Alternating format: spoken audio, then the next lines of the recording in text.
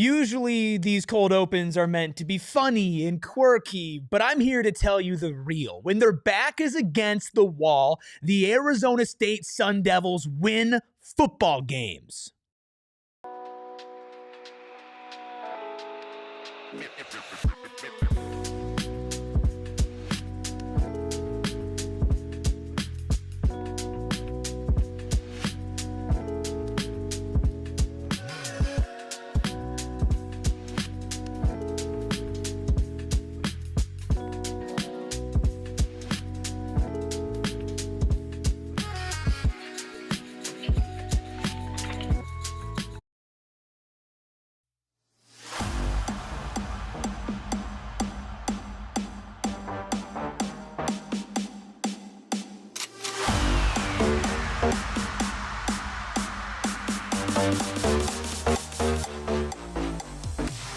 Ladies and gentlemen, it's time to meet us on Mill as your Arizona State Sun Devils take down the number 7 team in the country, the Texas Tech Red Raiders, 26-22. Welcome on into PHNX Sun Devils, of course, presented by Branded Bills. Head to brandedbills.com. Use code BBPHNX for 15% off your first order. I am Erik Ruby. I've got the deli man behind the Mac, making all the magic happen per usual, and the chat is fired up. My voice is already almost gone, and we're rocking just me and the deli man today on this post-game show. We're holding it down for Anthony Totri as your Arizona State Sun Devils did what nobody thought they could do: take down the number 7 team in the country. We're going to talk about Sam Leavitt's heroics. We're going to talk about Jordyn Tyson also playing injured. We're going to talk about this massive performance from this defense. We're going to get into it all, but I got to remind you, while you're here, and while I clear my throat, because that is time really mess with me, please hit that like button. Hit that subscribe button. If you notice everybody in the chat that's spamming the Kenny emoji, that's spamming the forks up emoji, that's spamming all the special emojis with the green names, well, you can be one of them too by becoming a member today. Hit that join button. If you're listening on audio, 5-star reviews go a long, long way. We got Sharon, M, Ricardo, Nan1, Sixth Pass, Kellen, Scott, Short Bus, Jay. I mean, this was the win of the year, undoubtedly, for ASU. I have a question right off the bat, Shane. Is this the biggest win in Kenny Dillingham's time at Arizona State? It's hard to say because nothing's bigger than winning a Big 12 championship except for a national championship. So it sure feels like it, Ruby. It's the number 7 team in the country, and guys, look, I'm some of the first comments I see in the chat was it's not perfect, these mistakes. You know what? It was horrible. It put so much stress on my heart. It put so much stress on my body. It doesn't matter because they won. And what have we been saying these last 2 weeks leading up to this game? You win this game, you put yourself in the driver's seat to go back to the Big 12 championship, because you look ahead at the schedule, it gets a hell of a lot easier. Yeah, this might not be the biggest win in Kenny's career. Now, I understand. The Big 12 championship, when you showed up and you dominated Iowa State, that's one, right? You literally won the Big 12 championship. Okay, you want to put the BYU game in there from last year at home against a ranked team? Yes, that was also a massive win. This is at worst, the third best win in the career of Kenny Dillingham at Arizona State. Now, I would even argue that you could put it above BYU, because just as much as that BYU game was critical in them going to the Big 12 championship, if Arizona State lost today, which, by the way, the odds were much more stacked against them than they were against BYU. If Arizona State lost today, their path back to the Big 12 championship, their path back to being back-to-back champions, was almost non-existent. Now, I wouldn't have told you that it was impossible. I wouldn't have told you that they had no chance. But realistically speaking, losing to Utah and losing to Texas Tech while BYU and Utah played tonight, those are things that would have put you out of contention. Even if you won out, you would have needed a whole lot of luck like you needed last year. The BYU win was very, very important for that time. And I don't want to discredit that. The Big 12 championship is clearly number one. I think people discredit it because obviously you blew them out. But this game here is as good as any of them. I mean, let's just talk about facts here. Factually speaking, Texas Tech had the number one offense in the country as far as yards collected per game. They had the bar none number one offense in the Big 12. They had the number one defense in the Big 12. Did they have injuries? Absolutely. Was Baron Moore not playing? Absolutely. Was Skylar Gill-Howard not playing? Absolutely. Did they lose their stud tight end as well? Absolutely. Guess what?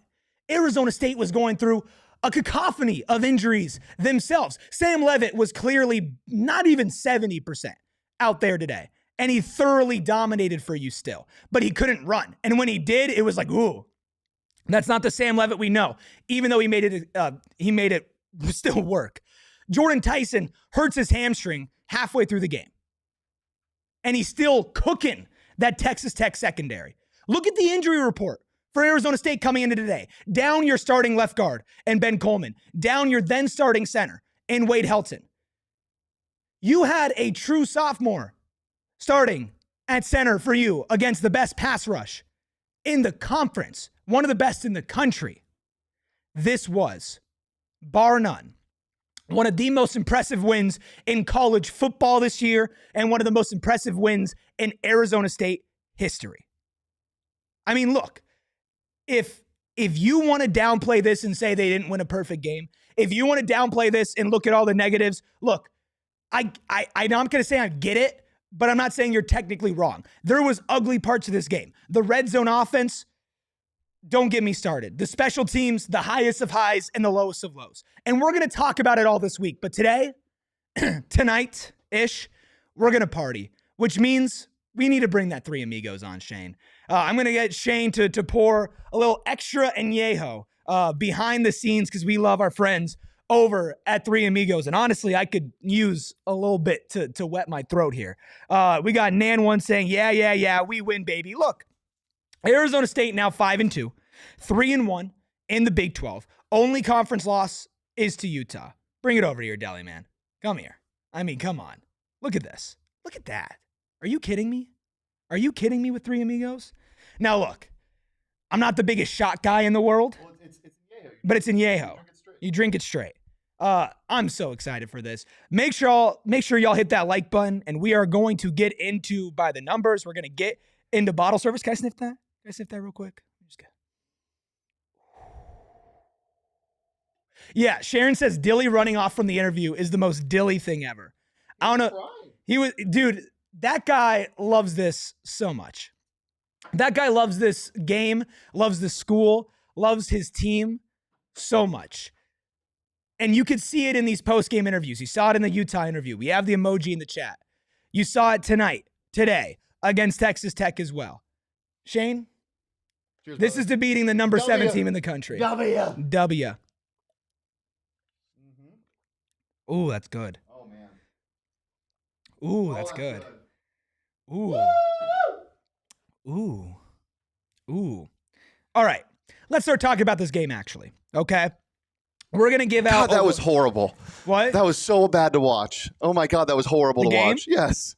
Dude, nobody knows how to get your heart rate going more than the Arizona State Sun Devils.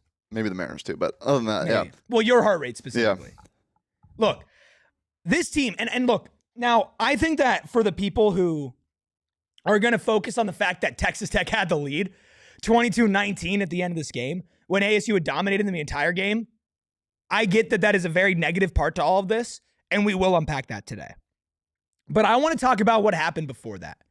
Going into the fourth quarter, this Arizona State defense held Texas Tech, one of the best, if not the singular best offenses in the country, to 7 points. And those 7 points was not like Texas Tech was getting down the field and Arizona State was making miraculous goal line stops, right? It wasn't like the end of the TCU game where you had miraculous play after miraculous play after miraculous play. Now, you did have another Martell Hughes interception. That was massive. But it was just thorough dominance. It was great tackling. It was great play calling. It was adjusting at the line of scrimmage. It was everything for this team. This defense played like the defense that we talked about all summer. Today, the top 10 defense in the country showed up. Today, the best defense in the Big 12 showed up. You can't have a performance like this and not look at this unit and talk about utterly dominant. Now, did Texas Tech put up 15 points in the fourth quarter? Yeah, they did. Did that make me happy? No, it didn't. But at the end of the day, if I told any of you that at the end of this game, Texas Tech would have scored 22 points, no matter how they got it, 22 points, everybody would have said, that's a massive win. For 3 quarters, Texas Tech beat you on when they were on offense one time. There was one play where Texas Tech beat you defensively. One time they beat this defense, and it was an unbelievable throw and catch from Eakin and Will Hammond. Yeah. Other than that, they blanked them. Will Hammond had 56 yards in the fourth quarter at one point. They dominated. I don't care who it is back there. For an offense that was averaging 560 whatever yards a game to be held to, we'll talk about that in a bit. Ridiculous. Yeah, look, this is the point totals for Texas Tech coming into today, game by game. Week 1, 67 points. Week 2, 62 points. Week 3, 45 points. Week 4, 34 points. Week 5, 35 points. Week 6, 42 points. Today, 22 points. That is 12 points below their season low. And in that game, 34 points on the road against Utah. They held Utah to 10 points. Now, I get it. The red zone offense is something that we need to talk about. You want to know how many points this team has allowed in all of their games? Week 1, they allowed 7. Week 2, they allowed 14. Week 3, they allowed 14. Week 4, they allowed 10. Week 5, they allowed 11. Week 6, they allowed 17. Arizona State scored 26. 26 points. So it's a season high in points allowed for Texas Tech and a season low in points scored. The Big 12 still runs through Arizona State because this wasn't Arizona State's best game. Arizona State was absolutely injured, and this team played one hell of a football game. You can spend all the oil money you want in the world. You can go buy as many people you want in the transfer portal. Texas Tech still has not proven it. They came into this weekend, and I don't want to hear this was a trap game. I don't want to hear this was a game that Texas Tech was sleeping for, because that just wasn't the case. Texas Tech came prepared. Texas Tech knew what was in front of them. Arizona State is still the reigning Big 12 champions. Arizona State is still a good football team. Now, are they the football team before this week that everybody expected them to be? Were they coming off of the most disappointing loss?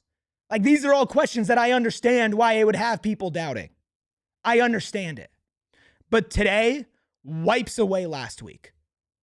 Unless it gets down to literal tiebreakers in the Big 12 championship and Utah gets in over Arizona State, last week is a wash. If I told you that you had to lose one game out of these 2 games and you beat the number 7 team in the country at home, you would take that as well. Last week, you were without your starting quarterback. Guess what? This team loses without their starting quarterback. This team loses without Sam Leavitt. They win with Sam Leavitt. They win at home with Sam Leavitt. They'd never lose at home with Sam Leavitt. And you got to give the guy his flowers. You have to give the guy his flowers. I mean, look, he's clearly not 100%. I would be shocked if he was 70%. Even watching him in pregame warmups when we were at the stadium, the dude was like limping. He was waddling. Clearly, he is, I would say, anywhere from 55 to at max 70%. And he was still able to put a performance like he did tonight. Now, what was he perfect? No. He was 28 of 47. That's not perfect. Did he miss some throws? Absolutely. But this kid showed up injured against the number 7 team in the country, against one of the best defensive lines in the country, and threw for 319 yards and a touchdown with no picks. 319. 319. 319, chat. 319 yards. against this defense, who, by the way, what did they rank in total defense in the Big 12? They were one. They were number one. The number one team. In offense and defense in the Big 12. Gutsy. Gutsy. Yeah, literally. Gutsy W. You had so many mistakes. You could have won this game by like 20 points. Yeah. If we're being real. When we pull up by the numbers, everyone, you'll see. Oh, I'm excited for by the numbers. Also, I think we are going to be getting a Totri call in from the wedding. So that's going to be exciting. Not his wedding, just so you know. We'll also have sound from Kenny Dillingham and players coming up. So that's very exciting as well. I want chat to let me know before we get into by the numbers, before we get into bottle service, before we get into house specials. I want you all to let me know who was your bottle service of the night. Let it know. If you don't know, bottle service is our MVP of the night as well.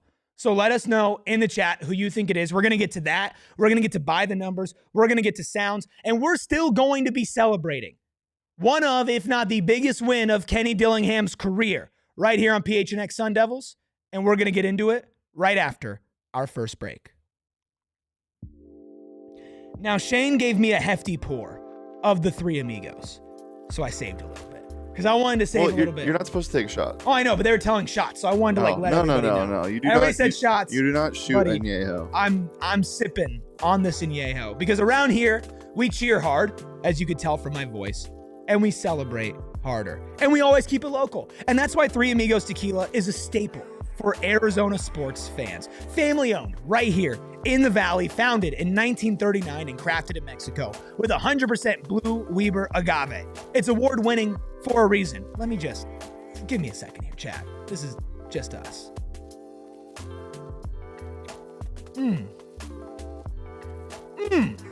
That is so good. And what makes Three Amigos different? Well, it's easy. It's the agave they farm themselves. No outsourcing needed. So this season, tailgate, toast, and celebrate with the Valley's favorite tequila, my favorite tequila, our favorite tequila. It's Three Amigos.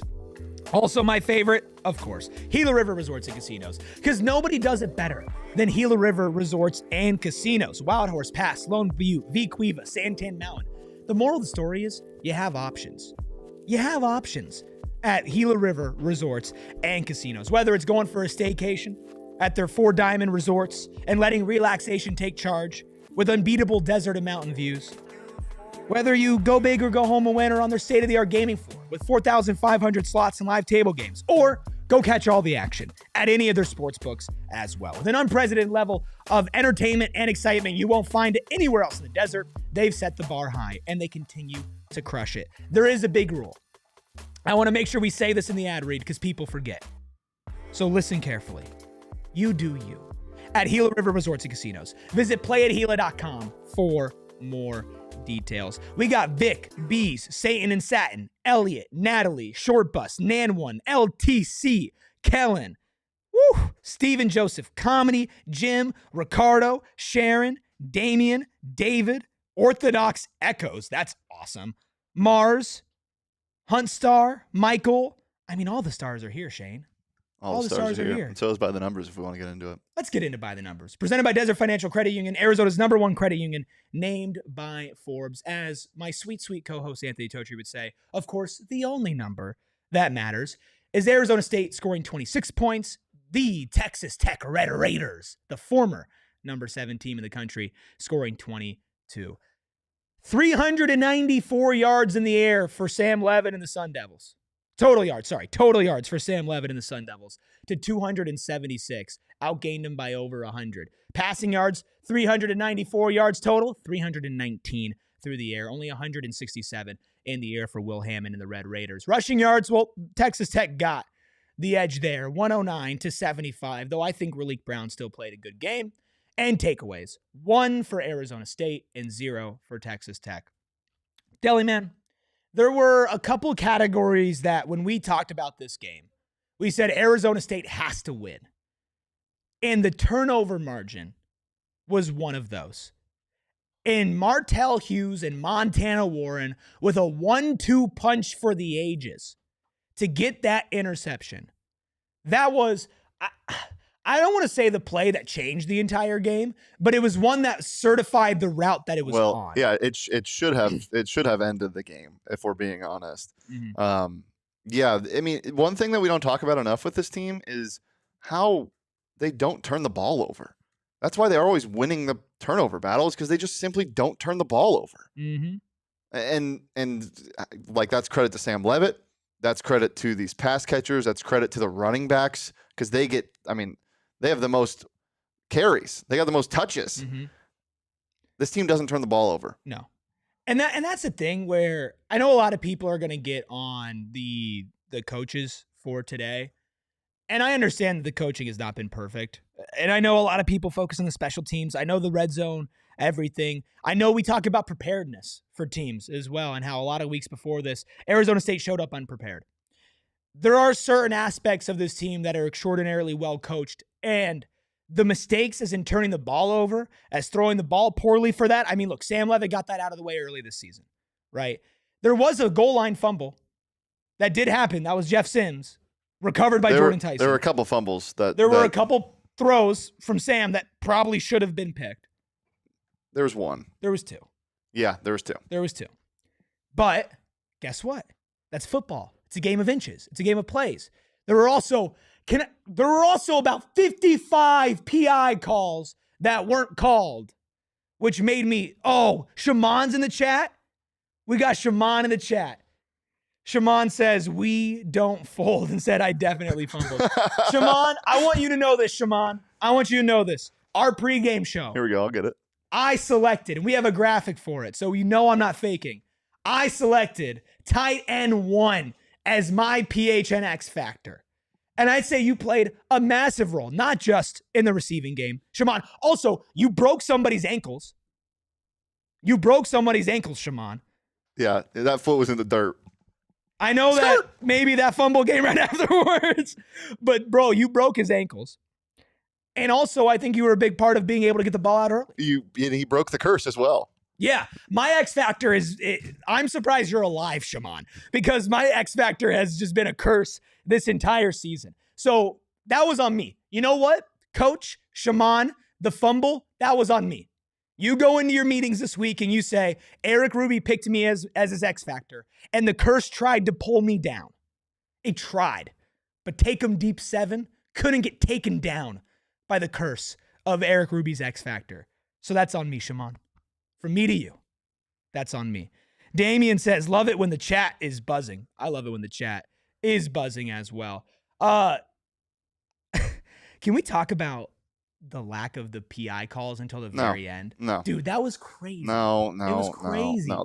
Oil money can get you pretty far in life. This was a physical game. It was extremely physical. It was, yeah. No. No. This team, I mean, pull this up again.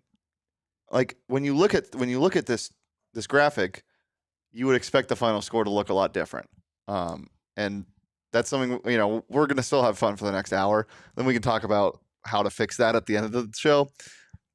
You should have dominated this game.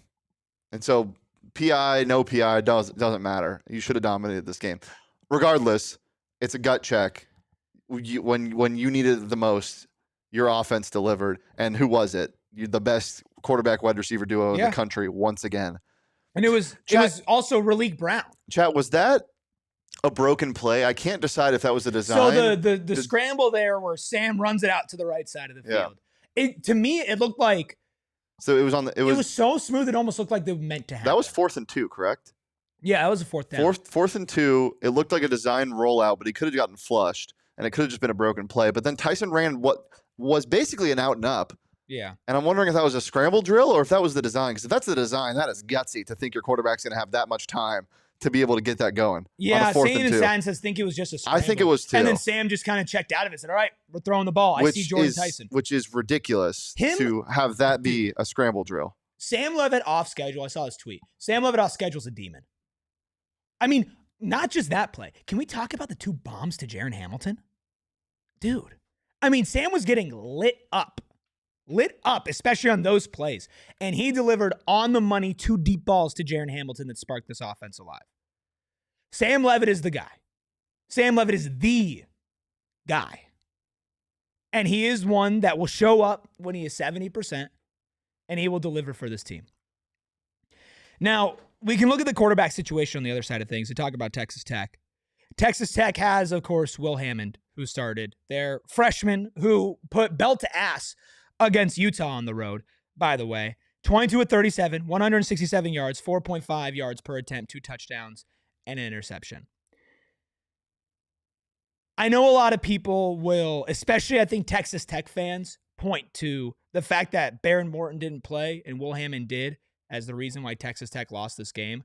But the way that the Arizona State defense came out and dominated, I don't even know if Baron Morton could have changed the outcome of this game. Would it have gone harder? Sure. But Shane, you were there. Shane, we saw it off rip. This Arizona State defense came ready to play like immediately.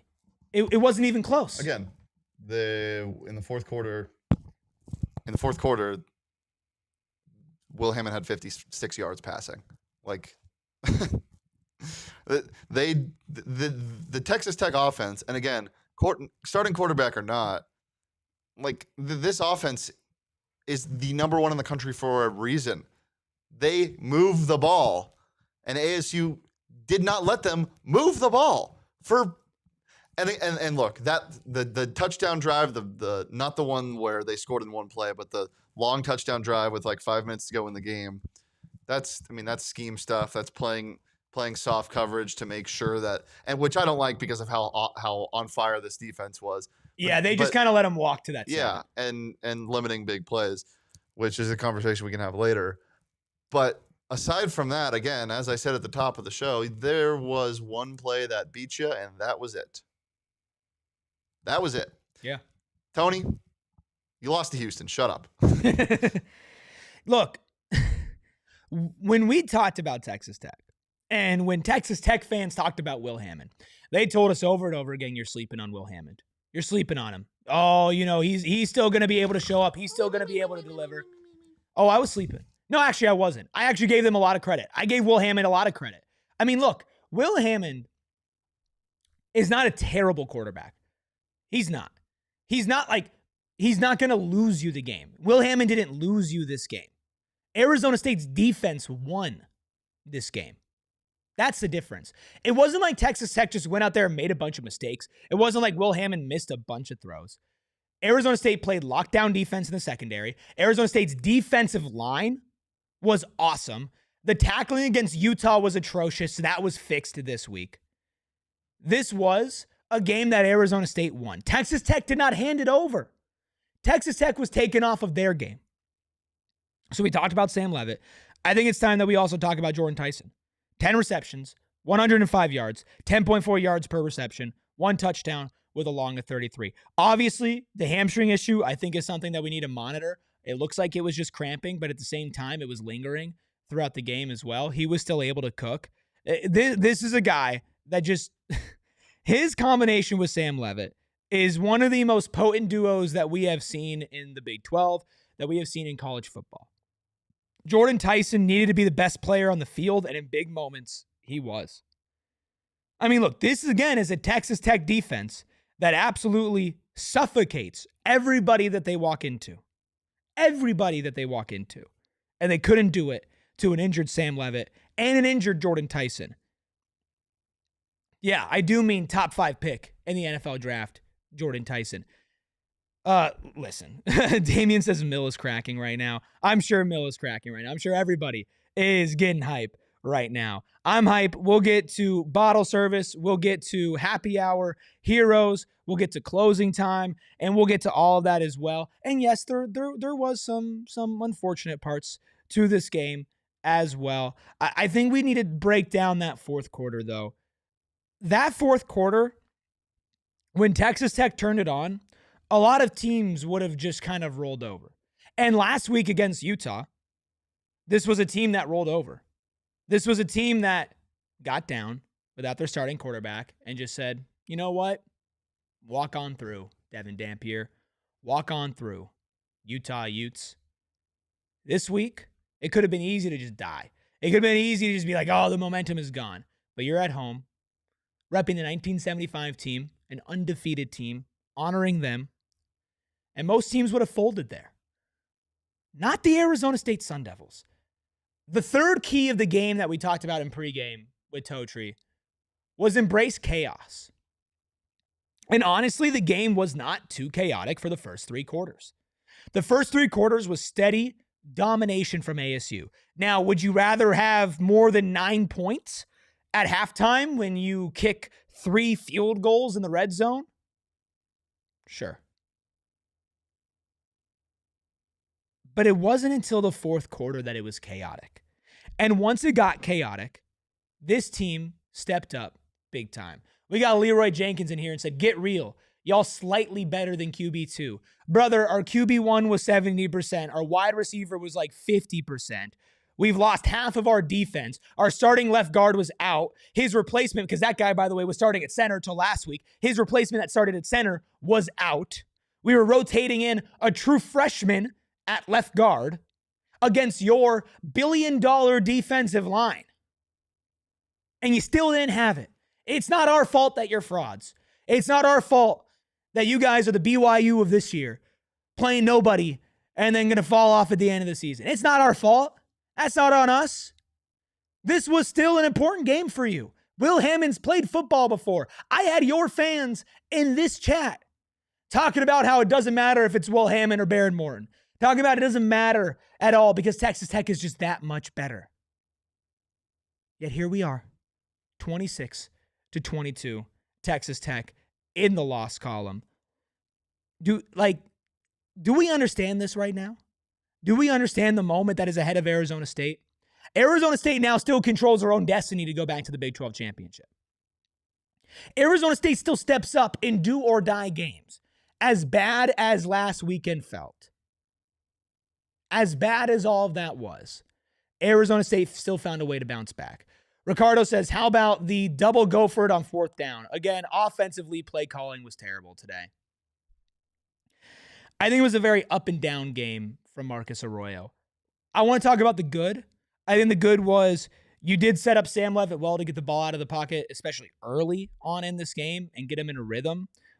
You were able to march down the field on Texas Tech, and when it counted at the end of the game, you were able to score. You're able to get a touchdown. But jet sweeps. One of the going forward on 4th downs, the one that I think should have been a PI after the timeout was called before the Jeff Sims fourth and short sneak. I don't hate that call. The receiver was open. Sam overthrew it slightly, but I think they would have gotten to it. I think it was a blatant PI call. And we don't have to talk about the PI from the big picture. Arizona State won this game. We're not going to need to talk about, all of the missed calls and whatever. But if we're talking about going for it on that play, I didn't hate it. Now, the red zone offense is certainly something that we need to talk about. Because glass half full is Arizona State has won these games without being able to get it together in the red zone. You took down TCU at home without being able to get it together in the red zone. You have over 500 yards of offense. You took down the number 7 team in the country. You beat them without going and scoring touchdowns in the red zone. You could have won this game by double digits. That's glass half empty. And I think that's an understandable critique. And I think it's an understandable complaint. I still think it's something that can be fixed because it's not like it's not there. And I think that's why it's A, so frustrating for fans. And I think that's why B, I'm not still panicking too much. Now, I know we said that after the bye week, if we still said that was a problem, that was going to be a big topic of conversation. I think it should continue to be a big topic of conversation. I think that's for sure. But we still see the glimpses, and it still seems so simple, right? It still seems like you should just be able to do it. Now, was play calling in the red zone not awesome the entire time? Sure. I will say the play calling was made to look a lot worse because of this defensive line. And that was the point I was going to make next is you're going up against the best defense in the Big 12. One of the best defenses in the country. Taking away your biggest strength, which is the run game, this has to be the least amount of yards they've ran all year, right? 76 or whatever it was, 75, Oh, 74. Has to be. Taking away like your strength, I mean, the run sets up everything else. If you can't do that inside of 10 yards, you're really put in a box. That being said, you should know that going into this game. You should know what to do going into this game. And I'm glad they had a gotta have it play in that touchdown to the flat to Jordyn Tyson. You need more of those because when somebody takes something like that away from you, I mean, like if you don't have a big cushion already, there's trouble. Well, right. And that's the thing is you can't look, this team thrives for sure when it comes to close games, when it comes to back against the wall situations. And maybe they can just win every game like this, like they beat TCU and they beat Baylor. But you want to be able to give yourself some more breathing room. Now, was Texas Tech likely the best team that you're going to be playing the rest of the season? Yeah. I mean, I feel like unless we see a miracle from another team that you play before the Big 12 championship, that this is going to be the best team you face. But is it going to be the last good team you face? No, it's not. And speaking of faces, I'm really glad to see this one. Abandoned no more, PHNX Sun Devils fans. Anthony Totri is here. I lost my voice, Totri, screaming it's time right off the bat. I got to go on IR because of that. Good man. I love that. I just want to make sure y'all can hear me fine, right? Yeah, ish. Kind of, really? Good enough. Ish? Yeah. Okay. First off, can we get a cheers here? Cheers. What a beautiful outcome that was. Are we serious? Like, I mean, what are we, 40 minutes into the show? Are the vibes still high? Like, are we still amped up? How's chat doing? I feel like like a father who's this is what a gutsy win. All we heard all week, Texas Tech is this, they're that. Number one offense, number one defense, best team in the conference, top 10 team in the country. Nobody gave this team a damn shot.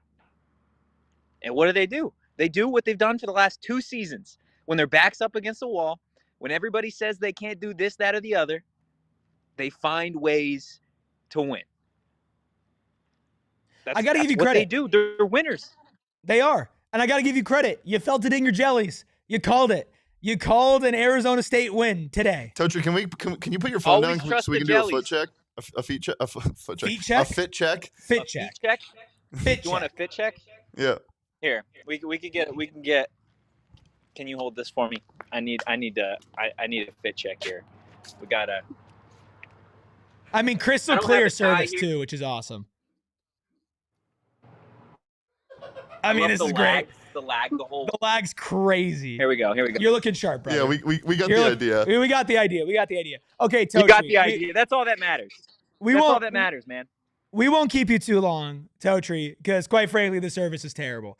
But no, yeah, 100%. Give me your biggest takeaway. What was the thing that you walked away from this game and you're like, wow?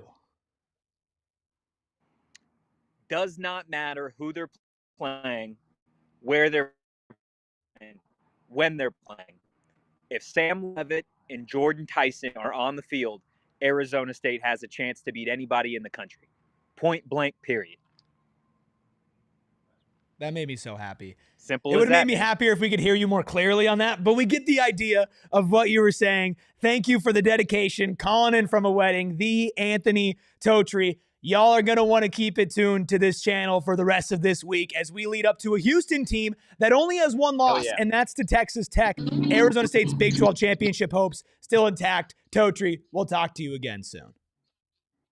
I will see you guys on Monday. Have a killer rest of the show. Hit the like button, hit the subscribe button, drop a 5-star review wherever you get your podcasts. I mean, the guy just doesn't stop. And we're not going to stop here. We still got a whole lot to get into, but we got to get to another break. Am I feeling good? Yeah. Am I looking good? Yeah. Because I'm wearing my PHNX branded Bills hat. And if you're looking for some gear to make you stand apart from the crowd, Branded Bills has you covered with the best custom headwear. You can start your order and their dedicated team will help you create the exact custom apparel that you need. Whether you need snapbacks, truckers, fitted, beanies, or tees, Branded Bills has you covered with performance, but also with style. And the best part is, not only can they do custom hats, but they, of course, partner with the Arizona State University, the reigning Big 12 champions, the team that still has a shot to go back-to-back, the team that just upset the number 7 team in the country at home. Behind Sam Leavitt and Jordyn Tyson, you can find about 1 million amazing Branded Bills ASU hats, and we love supporting local here because they're a local company out of Mesa, Arizona. Head to brandedbills.com. Use code BBPHNX for 15% off your first order. And if you missed our show yesterday, it was at Rally House. And we love Rally House over here because you know me, I'm always repping my teams. You got to lock me up for me to stop repping my teams here in Arizona. And Rally House, well, they rep the local teams and they rep them hard. You can go to all their locations, Mesa, Glendale, or the one we did a live show from yesterday in Tempe Marketplace, to not just get exclusive shirts, designs that you've never seen before, not just to get jerseys, not just to get hats, but to get drinkware, signage, coolers, socks. Hell, they even have sunscreen. You know those overalls that everybody's wearing at the game? You want to know where they find them? Rally House. So go visit a Rally House. Visit the one in Tempe Marketplace if you're close to campus, and find your local Rally House location. Tweet at me. Let me know the good finds you get. I love to see everybody's good finds. And shop their entire product assortment online at www.rallyhouse.com. That's www.rallyhouse.com today. We got Chris, Damian, Matt, Sports Hero, Tony. Nah, I'm not going to shout out Tony. Satan and Satin, Ricardo, Elliot, Rob, Sharon. We got all the stars out in the chat today. Hit that like button. Hit that subscribe button as well. Chris says, Ruby, give us a rap. No, I don't think I will. Good. Unless. Nope. Unless. No. We add 5 members. When? By the end of the show? By the end of the show. Chat, if you really want to hear him rap. 5 members. Chris, if you really want to hear him rap, just gift 5 members. A live performance of Smack the A? No. 5 members, and I'll rap. Okay. Live on air. I'll do it. I think we got to maybe get into some of the awards that we got to give out for today, because as much as we could talk about Sam Leavitt, as much as we could talk about Jordyn Tyson, as much as we could talk about the game-winning drive, this game was won by the defense. It was won by the entire unit, so the whole unit gets bottle service. Take that, Will Hammond. Take that, #1 offense in the country. 1 takeaway, less than 300 yards allowed. But at the end of the day, it's not about what showed up on the stat sheet, Deli Man. It's not about that. It's about the eye test. It's about watching these guys tackle. It's about watching them on the goal line, 4th down for Texas Tech, completely stuffing them, calling off their blitz, and completely taking down Will Hammond and taking him out of the game in that moment. This defense played their singular best game of the season, and possibly the best game this defense has played under Kenny Dillingham. This was an incredible showing against a juggernaut, but Goliath struck with the slingshot and took them down. Absolutely deserved bottle service for this Arizona State defense. Doing what no other defense could do to this team this year. Not just stopping them from scoring 30, stopping them from scoring 24, stopping them from scoring 25. And we can talk about the TCU game with the multitude of turnovers that they forced at the end of the game. And as far as, okay, big play, big possession, what do? That game was better than this game, because this game near the end was when Texas Tech got in their rhythm and was when they put up 15 points in the 4th quarter. But again, if I told you walking out of this game that you held Texas Tech to 22 points, everybody takes that in a heartbeat. M says, name a better defensive showing in ASU history. Beating Nebraska and not letting them score. Yeah. Like literally not letting Nebraska score. Probably that. #1 offense in the nation is definitely something, right? It's doing this to the #1 offense in the nation is something. Yeah. But there's a caveat always when there's injuries. Like, I get it. They didn't have Baron Morton, but it's not like Will Hammond's bad. No, for sure. But still. Yeah, this defensive performance was one of the most dominant. It's the best defensive performance Kenny has ever had. It's the best defensive performance that I remember in the past 10 years. I mean, God, what a win. Look, I want to enjoy this, and I really do want to enjoy this, and I feel like there's still so much left on the table that we have to talk about. But I'm going to be honest with you, Shane. Like, I can't stop thinking about the opportunity that this team has for the rest of the season. Okay? Arizona State, yes, has 2 losses this season, but only 1 in conference. Right now, Arizona State and Texas Tech are tied for 3rd place with Houston in this conference, and Arizona State wins the tiebreaker over both of those teams. So right now, Arizona State is 3rd in the Big 12 behind BYU and Cincinnati. If you're wondering who to root for tonight, as much as you maybe don't want Utah to win, you got to root for Utah. You got to root for Utah. Because taking down BYU takes down the number 1 team in this conference and moves you closer to that. Plus, you have the tiebreaker over Utah. You do not want to go to the end of this season going up against BYU or Cincinnati, teams that you did not play. You want to go up against teams that you did play, and you don't have that tiebreaker against Utah. So actually, do you want Utah to win? Because you don't have the tiebreaker. No, you want them to lose, so you don't have. So the tiebreaker's not a factor right now. Yeah, it's true. I totally had that wrong. Yeah, you want BYU to win, so there's no tiebreaker. Yeah, I was totally wrong. Sorry, that's the 3 amigos talking there. So we want BYU. Oh, I don't want to root for BYU. I know. We don't. Sorry, Short Bus. I'm sorry. That was, my brain got all fuzzy. I've been talking for like 40 minutes straight.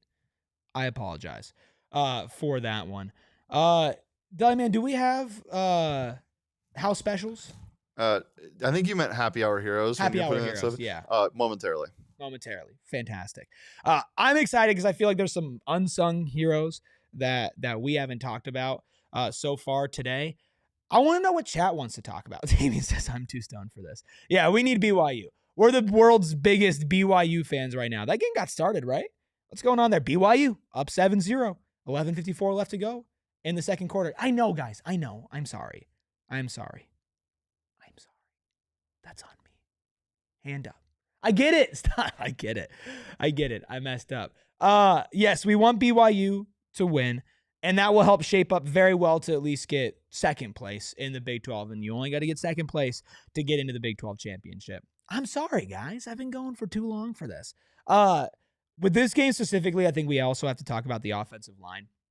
There were definitely times where... Dude, it was for all things considered, it was great. And that's the thing. I think the beginning of the game... I'm sorry, Chad. I know. I might piss you off. The defense or the offensive line, like it's like asking a toddler to stop a Mack truck. So here's the thing. And they've slowed it down a little bit. There were times where this offensive line felt like Swiss cheese. Especially earlier in the game when this offense couldn't get going. Yes, we'll talk special teams. When this offense couldn't get going, the offensive line was giving Sam like half of a second, right? He was definitely so exposed, Elliot. Absolutely. Sam was vulnerable today, and he took a lot of hits. But as the game went on, I feel like this offensive line did a better job. And when you have the amount of injuries that they had, like I think back to that Texas game, right? The Texas game, especially early on, the Texas defensive line was dominating. And then as the game progressed, Arizona State's offensive line continued to do just enough against a unit that should have been clearly favored against them. You have to remember, it's our 3rd string center. You have to remember, your best offensive lineman is out. And it's not like he's been out for a couple weeks. You've adjusted. You've given guys time. No. Mekhi Stewart was in there at left guard. You're running a freshman in there when Ben Coleman was supposed to be there, who's the opposite of a freshman. You had a sophomore as your starting center. Not your starting. Yeah, he was your starting center because Wade Helton didn't play. Because that's the thing, your backup didn't play either. This offensive line also, after getting cooked, didn't fold, didn't have a tremendous amount of penalties, and whenever ASU had a big play, it wasn't called back. They did good. The offensive line did enough. I'm going to be honest with you guys. If you expect the offensive line to be dominant for the rest of the season, you're going to be disappointed. I don't see any way where this offensive line goes in and dominates for the rest of the season. But it showed today against the hardest test that they will face that they can at least get it done. And Sam also did go better when he figured out he can't just hold on to it forever. But I feel like, Short Bus, that he he started off getting the ball out quickly and then it kind of reverted back and then finally went there. And that is a feather in Marcus Arroyo's cap. Now, are there detriments? The red zone offense, some of the play calling, the jet sweeps, when he runs the ball, which usually is on second down instead of first down. Like, yeah, I get it. Those are all, I think, valid complaints. But he still schemed it up in a way where Sam Leavitt was able to get the ball out quick enough a majority of the time. Again, this is an injured quarterback who clearly wasn't all there. Like, you could tell he didn't even have a lot of the power and the accuracy that he should have in short range throws. I mean, he did the F it, so they're down there somewhere throws a couple of times. But he was certainly able to make some of these throws a couple of weeks ago that he couldn't make today. And they still schemed him enough to get him 300 yards. Like, this was all great. And we're going to continue to talk about how great it is. We're going to give, Happy Hour Heroes? Did I mess it up? Yeah, we're going to give Happy Hour Heroes. And we're going to do closing time. And we're going to have a good time. I'm going to keep on sipping on this extra añejo. And we're going to do it after our final break. Mount America Credit Union lost a lot of money today. A lot of money. Because guess what?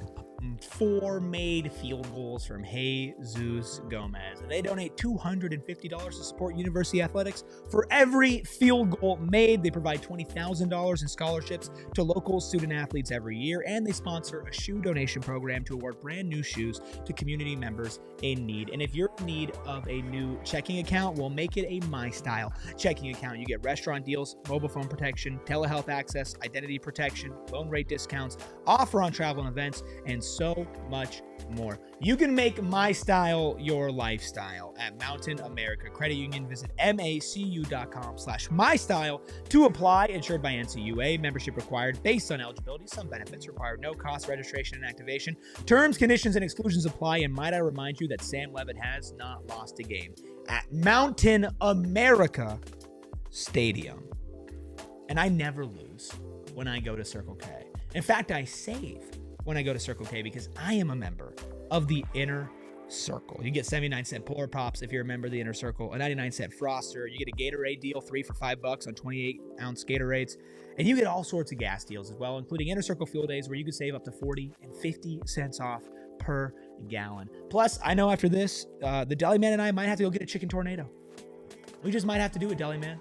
We might have to party and get ourselves a nice little chicken tornado and a $3 meal deal with some chips and a Polar Pop as well. Or I can get myself 2 slices of pizza with a $5 meal deal and any 20-ounce soda or Polar Pop up to 44 ounces. The reality is, if you need gas, if you need snacks, if you need drinks, if you need a good time, go to Circle K and save money with the Inner Circle and join the Inner Circle for free by downloading the Circle K app today. Terms, conditions, and exclusions apply. At participating locations, visit CircleK.com for more details. Thank you all so much for hitting that like button, hitting that subscribe button, being here, all the members that are in this chat as well. Apparently BYU just got to stop. That is absolutely massive news. And speaking of massive news, it is about time that we get to our happy hour heroes, because there are a lot of people who deserve to be celebrated. Bottle service goes to the defense. Happy hour heroes goes to Sam Leavitt and Jordyn Tyson. 319 yards in the air, 1 passing touchdown from Sam Leavitt, 105 receiving yards,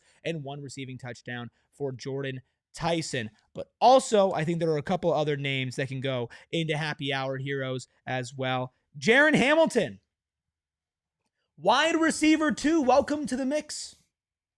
Welcome to the conversation. My GOAT. Jaron my Hamilton. guy. Dude, your guy is out-dueling my guy for sure. Jaron Hamilton. Well, let's talk about these two first, and then we'll get. I feel like we talked about Leavitt and Tyson.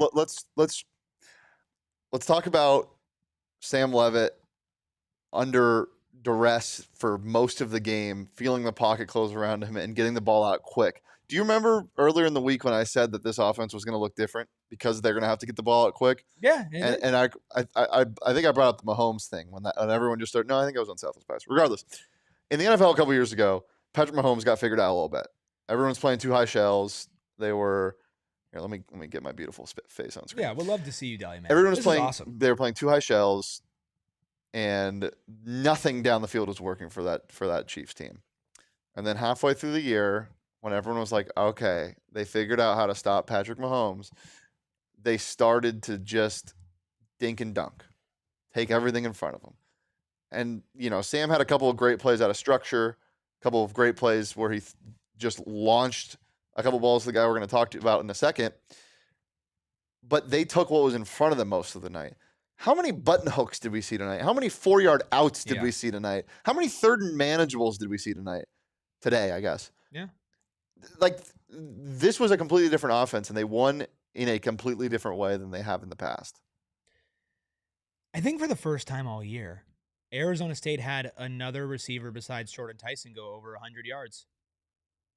Jaron Hamilton, 3 receptions for 101 yards. No way. 33.7 yards per reception. My goat. Turbo. He's back. You don't win this game. You're not even close to winning this game without Jaron Hamilton. He flipped the field for you multiple times. I mean, this is a guy that about a month ago now, maybe 3 weeks ago now, Hines Ward said the only person, holding back Jaron Hamilton is Jaron Hamilton. That's a tough thing to hear as a player. He was still playing, but he didn't understand the playbook. He is now somebody who is continuing to get better and better week by week. Him and Sam are growing with chemistry. We've seen these deep balls. If you can get at least one deep ball from Jaron Hamilton a game, the dynamic of this offense shifts because we're talking about it's Sam Leavitt and it's Raleek Brown.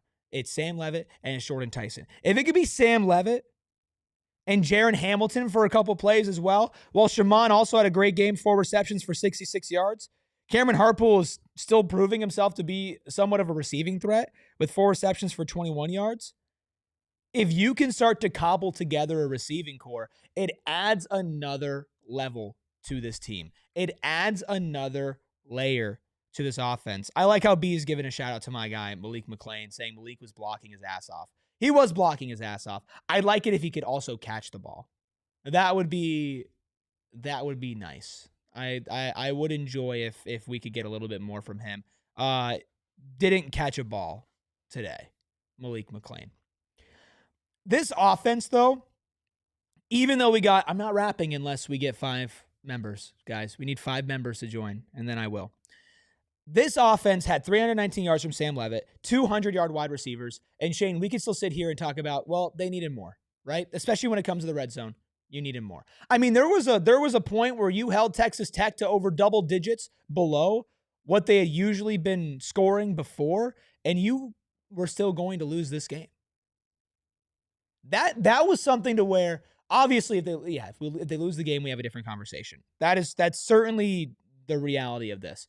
But if this offense wasn't able to cobble together these 26 points, and you lost this game that the defense gave you, that would have been atrocious. That would have been terrible. That would have been unacceptable. You can't hold Texas Tech to 22 points and lose, and they didn't. Because as much as people want to get on the red zone play calling, Arizona State still got the job done when it counted. They've gotten the job done when it counted multiple times this season. Baylor, walk-off field goal. TCU, walk-off field goal. Texas Tech, not a walk-off touchdown, but a game-winning touchdown. Did they get, I don't want to say helped out because it was a correct call, but did they get bailed out by a correct call at the end? Sure, they did. But they still were able to capitalize. And that's, I think, the biggest lesson of this team, is that this team knows how to capitalize. This team knows how to take advantage of a moment. This team knows that as long as there is still time left to play, they are in every single game. They do not fold. They do not quit. They do not give up. That is just the truth. And the truth of the matter is, if you're watching on TV, that the party always continues over at gophnx.com, which means it's time for overtime on PHNX Sun Devils, which means it's time for you to hit that like button, hit that subscribe button, and everything in between. Become a member, become a diehard. Mother effers. Wow. Getting spicy in overtime already.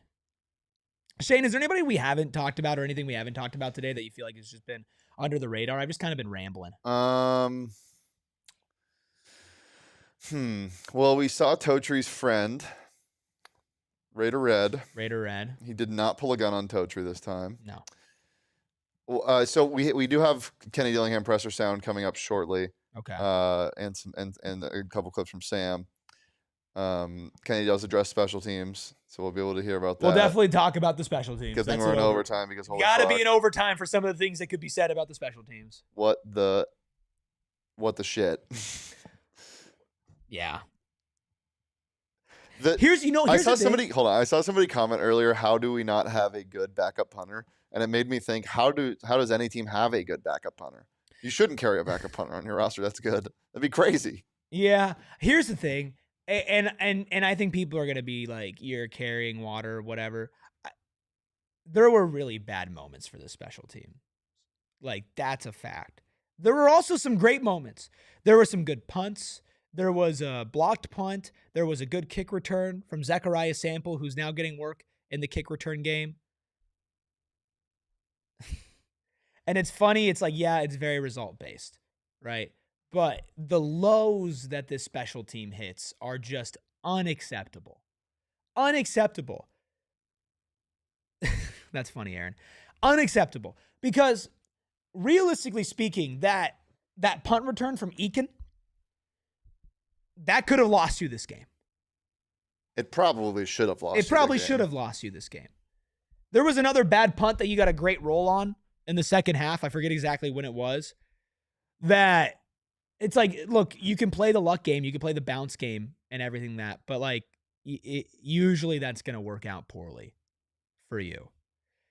If you want to be a dominant team, you have to dominate in every single facet. And they beat the number 7 team in the country. And we could talk about the offense left a lot to be desired, especially in the red zone.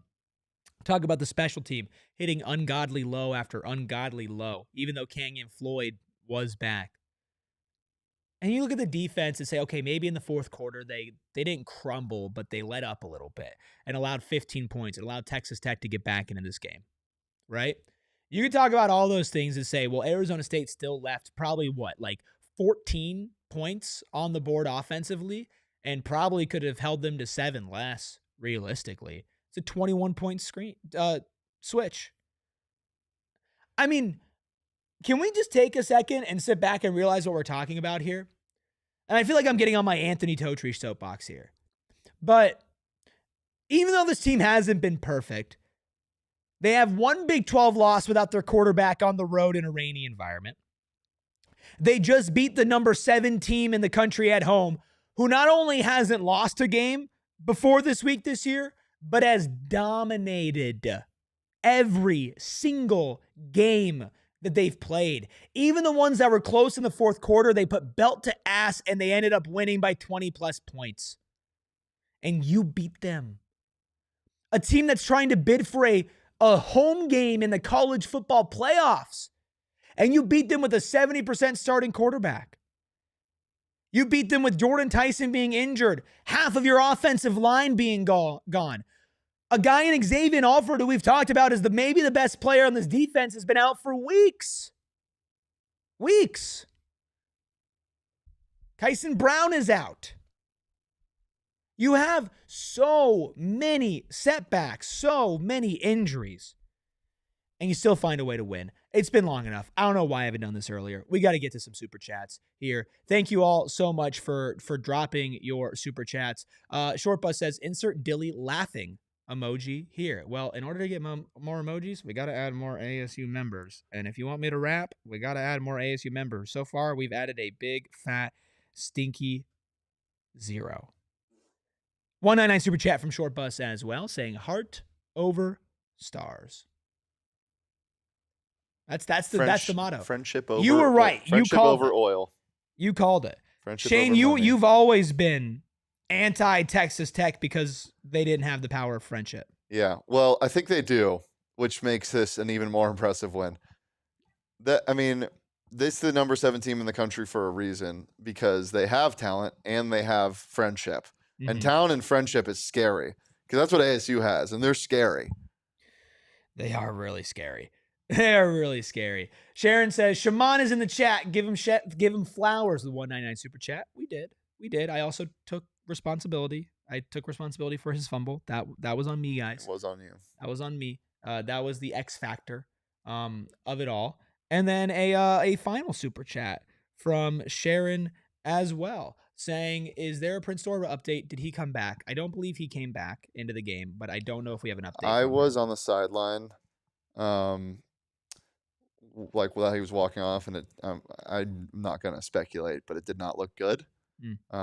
So I hope we hear something positive soon, but I don't know. I don't think they mentioned anything about injuries in the presser. Josh Espada says, what does McLean even do? He just takes up space. He blocks. Where is Jaren or is Jalen Moss a real person? I don't know. Did he? I didn't see him on the field tonight. Chet, was he on the field? I didn't see him. If he did, he was just in to block. Jason Tyson, related to Jordyn Tyson? Do we know? Says Jordan's brother used to play ball at Tech, but thankfully he transferred. Yeah, now he plays ball for the Cleveland Cavaliers. Is that, are you related to Jordyn Tyson? Let us know, Jason. I guess you could just lie. Just tell us, yeah. We'll get to some sound here from Kenny and from Sam. I feel like there's so much about this game that we could also get into besides like special teams and the red zone. And am I a sicko for kind of loving the fact that they put Jeff Sims in a little bit? Now I know he fumbled the ball, and that wasn't good. That wasn't good, but I think that really proved just how banged up Sam Leavitt was. Liked a little man, 1 reception for 5 yards. He looked quick. Man, I still can't believe they won that game. I still cannot believe. Jason says, I'm Jordan's cousin. I believe it. I guess I have no reason to believe you, but I do believe you. As we're waiting for some sound here, let's look around the Big 12. Apparently, Utah just scored. Utah just tied it up 7-7, 3:24 left to go in the second quarter. Cincinnati is beating Oklahoma State 21-10. Arizona State obviously beat Texas Tech. The University of Arizona lost yet again to the Houston Cougars, who, by the way, Arizona State plays next week, and Houston is 6-1. Big opportunity for ASU to continue this with a home game against Houston. TCU and Baylor ended up being a high-scoring affair after a slow start. 21 second quarter from TCU powered them to a 42-36 victory, and then UCF beat the brakes off of West Virginia. 45-13. West Virginia stinks. All right, you need some sound? Yeah, that'd be great. I'd love some sound. Give me right 1 now. second. I just been ripping. Let me sip some Three Amigos. Chat, can you entertain me, chat? Tell me something I don't know, chat. Okay. And everyone wants to talk about special teams, so here's Kenny on the special teams. Yeah, special teams atrocious. I'll probably address that at a later date as I watch the tape. Unacceptable. Point blank. Unacceptable. Field goals.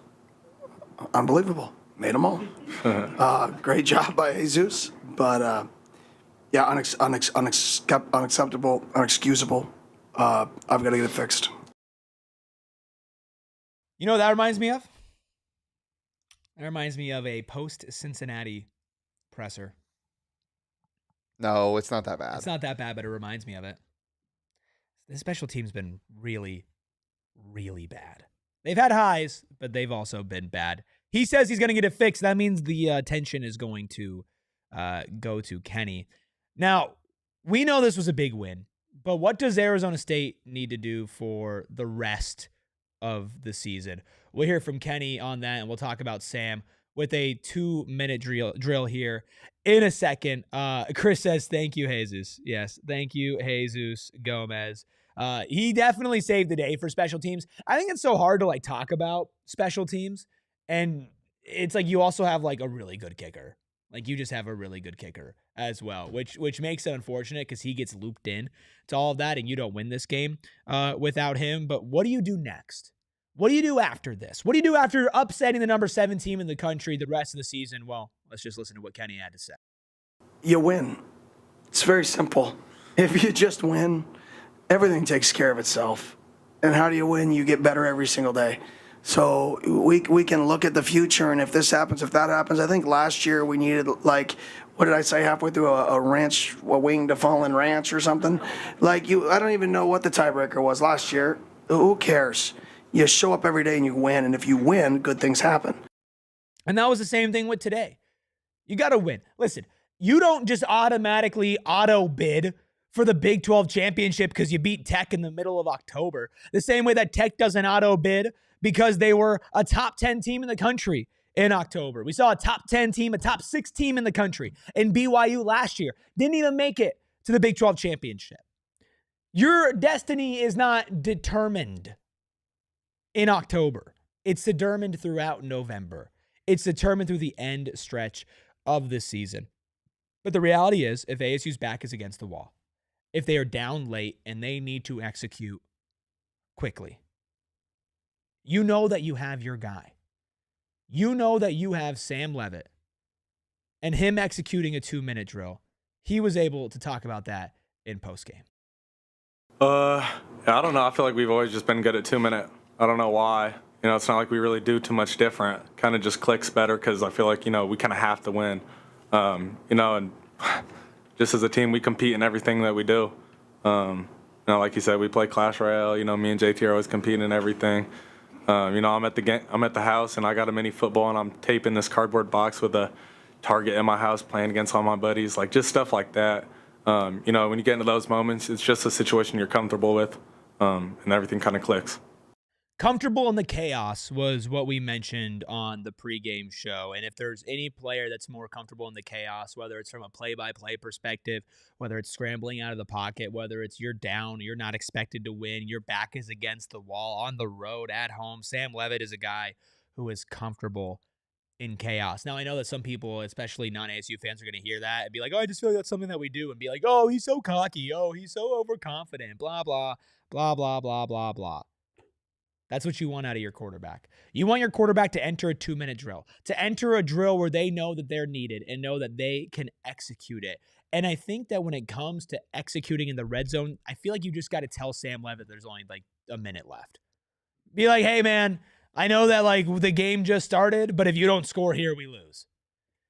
Because every time that you need him to step up, it was the same thing in TCU where he delivered in the pocket to Jordyn Tyson for a touchdown that helped get them back in that game. Apparently, Utah just fumbled. We're going to get to our final segments here. We'll get to our, I don't know if we've ever determined a name for it, but we're going to check in with what the fortune cookie has to say. The Wheel of Fortune. The Wheel of Fortune. Yeah. We're going to get into closing time here. Momentarily. If you have any closing thoughts on everything, like why were all of our punts so short? It was mind-blowing.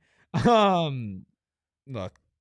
Man, it is really unfortunate because the ability to flip the field is so big because you won the field position battle at the start of the game by holding them to a stop, and then punting, and then you lost that momentum because you didn't get a good one off. Having a good punter is it sucks that it's so important, but it is. It's very, very important. Yeah. Michael says can't believe they won. I can't believe they won either. Paul says ASU better be ranked top 10 now. I mean, let's talk about that. Top 10. Not top 10. Settle. But I think they'd catapult a lot of teams. I mean, they got to be top 20, right?